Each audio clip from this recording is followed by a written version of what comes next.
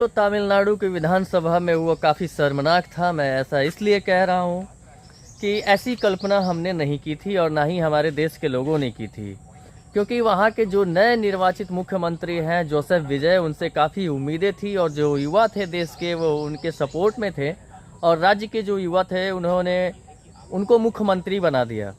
तो जब वो मुख्यमंत्री बने तो उनसे काफ़ी आशाएं होती हैं। हालांकि किसी पार्टी से कोई लेना देना नहीं था, सिर्फ ये था कि एक बढ़िया आदमी सिस्टम में आया है और अच्छे विचारधारा के लोग जब सिस्टम में आते हैं तो उनकी स्वागत की जाती है।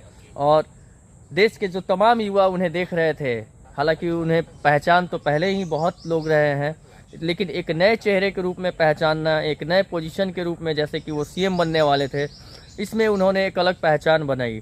और उनसे जो युवा थे वो काफ़ी महत्वाकांक्षी थे, चाहे वो वहाँ के राज्य की युवा हो या फिर देश के युवा हो। हर लोगों की जो उम्मीदें थी वो एक अलग उम्मीद और एक अलग लेवल का जोश था।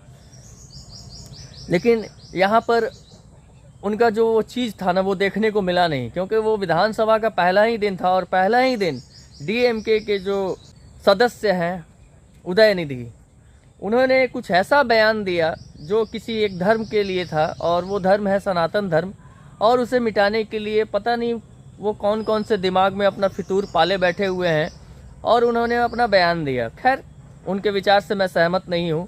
और एक चीज़ ये होना चाहिए कि भारत जो है वो सर्वधर्म सम्मान का देश है, तो सबका यहाँ सम्मान होता है, तो किसी एक विशेष जाति और धर्म को टारगेट करके ऐसी बातें नहीं बोलनी चाहिए, जबकि खास करके आप राजनीति में हो तो, क्योंकि आपका राजनीति जीवन बहुत लंबा है और अपने राजनीति जीवन को लंबा नहीं रखना है और क्षेत्रीय आप सिमट रहे हैं, तो आपको थोड़ा विचार करना चाहिए कि आप क्या बोल रहे हैं, क्योंकि देश की जनता आपसे प्रभावित होती है, आपके विचारों को सुनती है और आपको अपने नेता के रूप में स्थापित करके उसने रखा हुआ है।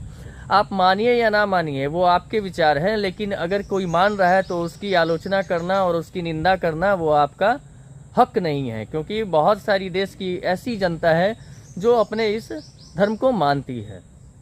तो खैर, तो जब उन्होंने ऐसा कहा उसके बाद वहाँ पे जो नए नए निर्वाचित मुख्यमंत्री है जोसेफ विजय, उनका एक भाषण था। तो जैसे ही उदयनिधि ने यह बयान दिया और उसके बाद उन्होंने हाथ जोड़कर उसका अभिनंदन किया, जबकि उनको कड़ी प्रतिक्रिया देनी चाहिए थी और उसका विरोध करना चाहिए था। फिर जब उन्होंने अपना स्पीच स्टार्ट किया तो अपने भी स्पीच में इस बात की जिक्र नहीं की कि उन्होंने क्या कहा, सही कहा, गलत कहा, कुछ नहीं। यानी कि आप कहीं ना कहीं उस चीज़ को मानते हैं जो उदयनिधि ने कहा, आप उनको सपोर्ट करते हैं। एक चुप्पी का मतलब ये नहीं होता है कि आप विरोध कर रहे हैं, चुप्पी का मतलब सपोर्ट भी होता है। तो ये चीज़ देखने को मिली और भारत की जो जनता है इस चीज़ को कभी स्वीकार नहीं करेगी। और ये बहुत सारे जो ये नहीं होना चाहिए, मैं ये नहीं कहता, मैं किसी भी तरह का कोई कॉम्युनल बात नहीं कर रहा हूँ, लेकिन हाँ, जहाँ पे लोग विरोध कर रहे हैं, इस तरह की बातें कर रहे हैं, क्या किसी और चीज़ को लेके वो बोल सकते थे? किसी और धर्म को लेके वो बोल सकते थे? नहीं बोल सकते हैं। तो मैं देश की जो सर्वोच्च न्यायपालिका है उससे भी कहना चाहूँगा कि इस पर संज्ञान लेना चाहिए। और दूसरा, संसद भवन जो लोकसभा का है उसमें एक बिल पारित करना चाहिए कि अगर इस तरह की कोई नेता बातें करता है तो उसकी सदस्यता आजीवन रद्द कर देनी चाहिए। फिर वो जीवन में कभी किसी भी पार्टी से, और चाहे वो निर्दलीय हो, कभी भी कोई मंत्रिमंडल का सदस्य नहीं हो और ना ही वो चुनाव लड़ सके, ऐसी एक बनानी चाहिए।